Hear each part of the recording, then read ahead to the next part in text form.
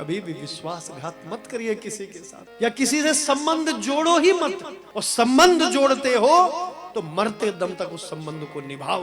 या संबंध जोड़ने की कोई आवश्यकता नहीं किसी से, प्रेम का संबंध या मित्रता का संबंध जोड़ते हो तो उसको निभाओ बंधुओं जीवन। तो देवराज इंद्र ने संबंध तो जोड़ा मित्रता का, लेकिन संबंध कैसा था? वो स्वार्थपूर्ण था। इंद्र को अपना राज सिंहासन चाहिए था, इस दैत्य का वध करना था, लेकिन सहारा लिया मित्रता का। ये बहुत गलत काम किया, बहुत बुरा किया ना। अरे भैया युद्ध भूमि में लड़ता, युद्ध भूमि में लड़ता, आमने सामने खड़ा होकर के लड़ता, तब चाहे वो मर भी जाता कोई कष्ट नहीं था, कोई दुख नहीं था। लेकिन पहले मित्र बनाया, छल किया, और जब बेचारा निहत्था, उसके पास कोई अस्त्र शस्त्र नहीं, तब इसका वध किया मित्र का। तो इंद्र पर बहुत बड़ा पाप लग गया। देखो पहले तो क्या किया? त्रिशिरा का वध किया। त्रिशिरा कौन? ब्राह्मण जो तपस्या कर रहा था उसको मारा, और फिर अब किसको मारा? मित्र को मारा। पहले मित्रता की और फिर विश्वासघात किया, उसका वध किया। बंधुओं हमको लगता है, कई माताएं बहनें कहती हैं गुरुजी हमने किसी का कुछ बिगाड़ा नहीं है, लेकिन फिर भी हम लोग दुखी हैं। तो भैया ये प्रारब्ध है, पूर्व जन्मों के कर्म हैं, फल भोगने पड़ेंगे।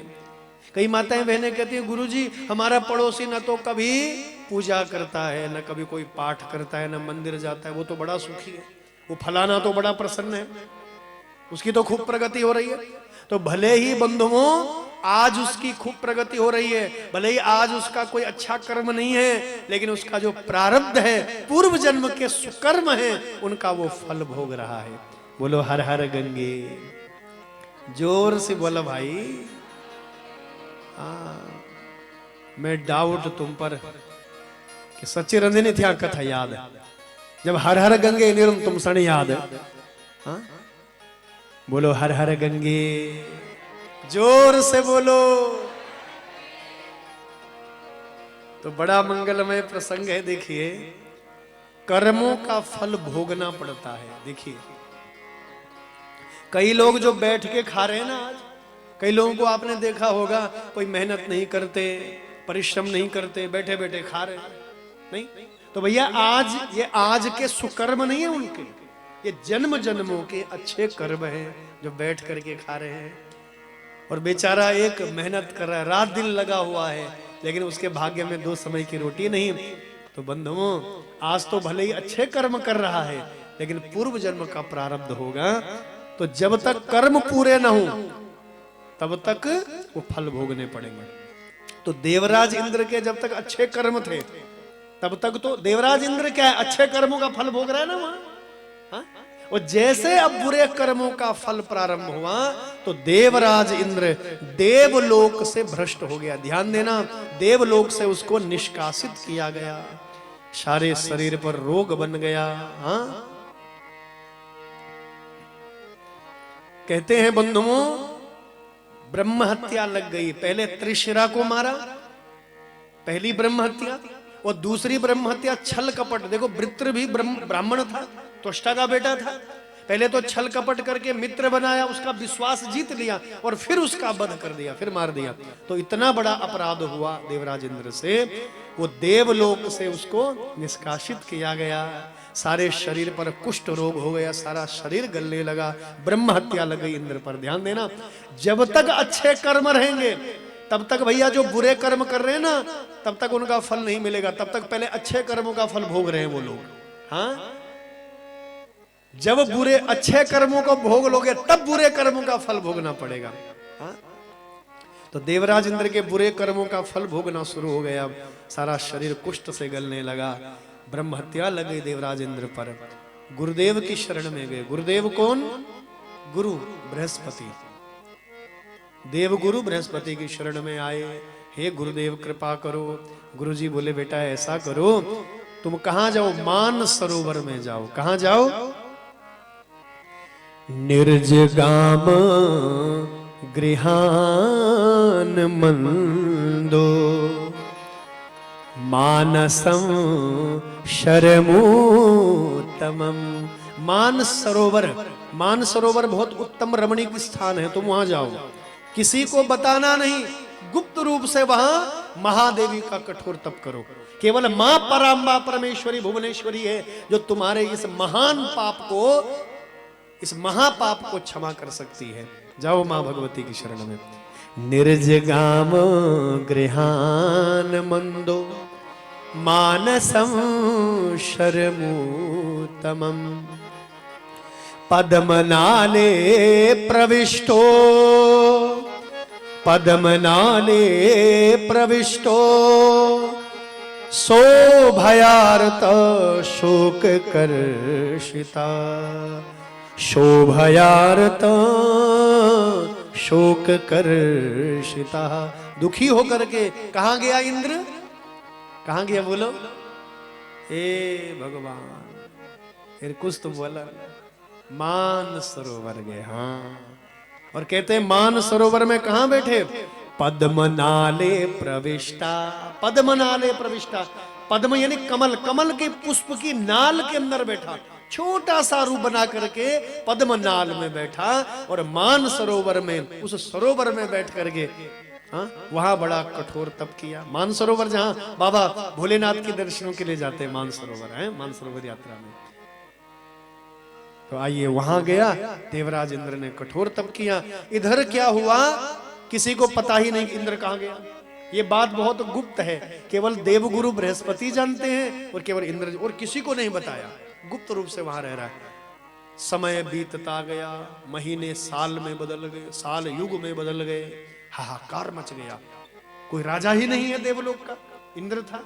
इंद्राणी बेचारी दुखी होने लगी। तो बंधुओं देखो, बड़ा मंगलमय प्रसंग है। इंद्र तो पता नहीं कहां है, जीवित है कि मर गया कहीं, कोई नहीं जानता। अब क्या किया देवताओं ने? एक नहुष नाम का राजा, बड़ी विचित्र कथा। नहुष नाम सुना तुमने नहुष का? ये नहुष चंद्रवंश का राजा था। नहुष जो था चंद्रवंश का राजा था। इसके 10 बेटे थे, ययाति आदि। चंद्रवंश जो भगवान कृष्ण जिस वंश में पैदा हुए ना, इस वंश का ये राजा था महात्मा महाराज नहुष। तो इतना धर्मनिष्ठ राजा था, इसको देवताओं ने अपना राजा बना दिया। देखिए, संप्राप्या नहुषो राजा, संप्राप्या नहुषो राजा धर्मिष्ठो अपि रजो बलात्, धर्मिष्ठो अपि रजो बलात्। किसको बनाया राजा इंद्र अब? नहुष। याद रखना, बड़ी विचित्र कथा, इससे पहले नहीं सुनी होगी तुमने।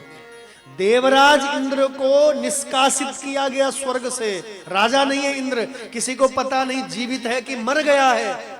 अब नहुष राजा बना है देवलोक का। इंद्र बन गया अब नहुष। लेकिन नहुष देखो स्वर्ग में तो पहुंच गया, लेकिन मन को नहीं सुधारा। इस मन को सुधारिए। तुमने आंगन नहीं बुहारा, एक दिन भजन गाया था ना, तुमने आंगन नहीं बुहारा, चंचल मन को नहीं सुधारा, कैसे आएंगे भगवान, कैसे आएंगे भगवान। आप ही बताओ कैसे आएंगे। इस आंगन को नहीं बुहारा, आंगन मतलब हृदय, मन को स्वच्छ नहीं किया, मन की चंचलता दूर नहीं हुई। ये बिगड़ा हुआ मन जन्म जन्मों का, इसको सुधारा नहीं। कैसे आएंगे भगवान, कैसे आएंगे भगवान। अपने आंगन को झाड़ू लगाते हैं ना रोज घर को, 2-4 दिन झाड़ू न लगाओ कितनी गंदगी हो जाती है। सोचो जरा, हमारे मन में भी कितनी गंदगी होगी। कब से नहीं लगाई झाड़ू बोलो? हा? काम है, क्रोध है, लोभ है, अहंकार है। अपने घर में रोज झाड़ू पोछा करवाते हो, एक बहन रखी हुई है सफाई के लिए स्पेशल। अरे कभी कभी इस मन में भी झाड़ू लगाओ, भक्ति भाव की झाड़ू, हाँ ज्ञान की झाड़ू लगाओ कभी, तो ये गंदगी जब मिटेगी। कैसे आएंगे भगवान, कैसे आएंगे भगवान। स्वर्ग का राजा तो बन गया ये नहुष, लेकिन मन मैला हो गया, मन बिगड़ गया। देवराज इंद्र की धर्म पत्नी जो इंद्राणी है, इंद्राणी कहते हैं सची, माता सची, वो साक्षात देवी का रूप है। ध्यान देना, ब्रह्मा जी के पास वो मां भगवती किस रूप में है? सरस्वती के रूप में। नारायण के पास किस रूप में है? महालक्ष्मी के रूप में। महादेव के पास महागौरी के रूप में, और इंद्र के पास सची के रूप में। सची है उसका नाम, इसलिए इंद्राणी भी कहते हैं। इंद्र की धर्मपत्नी इंद्राणी, माता सची। सची इतनी अलौकिक सुंदरी मां भगवती है साक्षात वो। इस पापी नहुष का मन इंद्राणी पर बिगड़ गया, माता सची पर बिगड़ गया। ये कहता है नहुष, जब स्वर्ग का राजा मैं हूं, स्वर्ग की संपत्ति पर मेरा अधिकार है, यहाँ का धन वैभव सब मेरा है, तो ये इंद्राणी भी मेरी होनी चाहिए, ये सची भी मेरी होनी चाहिए, मेरी धर्मपत्नी होनी चाहिए। इस पापी का मन बिगड़ गया, माता इंद्राणी पर कुदृष्टि डालता है। माता इंद्राणी तड़पने लग गई, कहां जाऊं मैं? तड़प उठी माता, मां भगवती की शरण में गई। हे जगजननी परा मां, हे भुवनेश्वरी मां, मैं तेरी बेटी हूं ना मां, मैं तुझसे निकली हूं ना मां, तेरा अंश हूं ना मैं। तेरी बेटी पर बड़ा संकट आया है मेरी मां, मेरे पति का अता पता नहीं है, कहीं जीवित है कि मर गया है।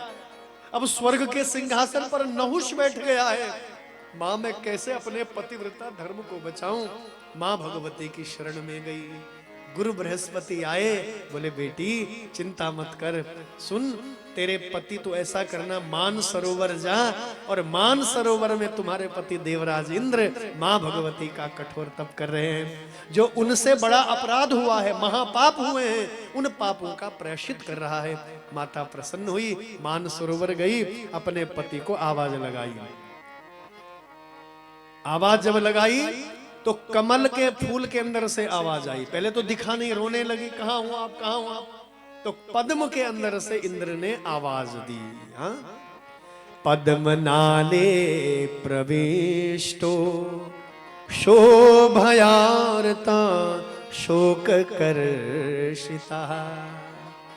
पद्म के नाल से शब्द दिए, आवाज आई, इंद्राणी सची, हे मेरी प्रेयसी मैं यहाँ हूँ, मुझ पर बहुत बड़े महापाप लगे हैं, मुझसे बहुत बड़े अपराध हुए हैं।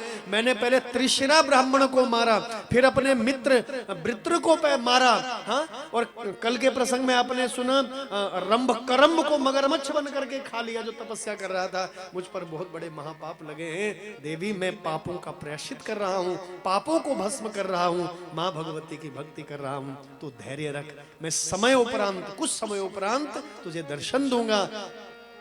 अभी मैं तुम्हें दर्शन नहीं दे सकता, मैं गुप्त रूप से यहाँ हूं। तो सची को सांत्वना मिली, मेरा पति कुशल मंगल है, वापस लौट आई। गुरु की शरण में गई, गुरुदेव इस पापी नहुष की दृष्टि से मैं स्वयं को कैसे बचाऊं, अपनी पतिव्रता धर्म को कैसे बचाऊं, कैसे रक्षा करूं? तो गुरु बृहस्पति ने कहा, बेटी इस पापी नहुष का संहार कोई नहीं कर सकता, केवल ब्राह्मणों का श्राप इसका सर्वनाश कर सकता है। ध्यान देना, ब्राह्मणों से कभी द्वेष मत करना जीवन में। हाँ, इसका इतना धर्म है, इतना पुण्य है, ये स्वर्ग सिंहासन पर बैठा हुआ है, अब इसको कोई स्वर्ग से हटा नहीं सकता, इसका इतना दान पुण्य किया है। इसको स्वर्ग से केवल ब्राह्मणों का श्राप निकाल सकता है, ब्राह्मण इसका सर्वनाश कर सकते हैं। तो बोले मैं क्या करूं? तो गुरु बृहस्पति ने कहा, देवी इंद्राणी तुम कहीं गुप्त स्थान पर जाओ और इसको कहना कि मैं विवाह के लिए तैयार हूं, सज धज करके आना, पर मेरी एक शर्त है, जिस पालकी में आप आओ, जिस रथ पर आप आओ, उस रथ को घोड़े न खींचें, उस रथ को ब्राह्मण खींचें। बोलो हर हर गंगे, जोर से बोलो।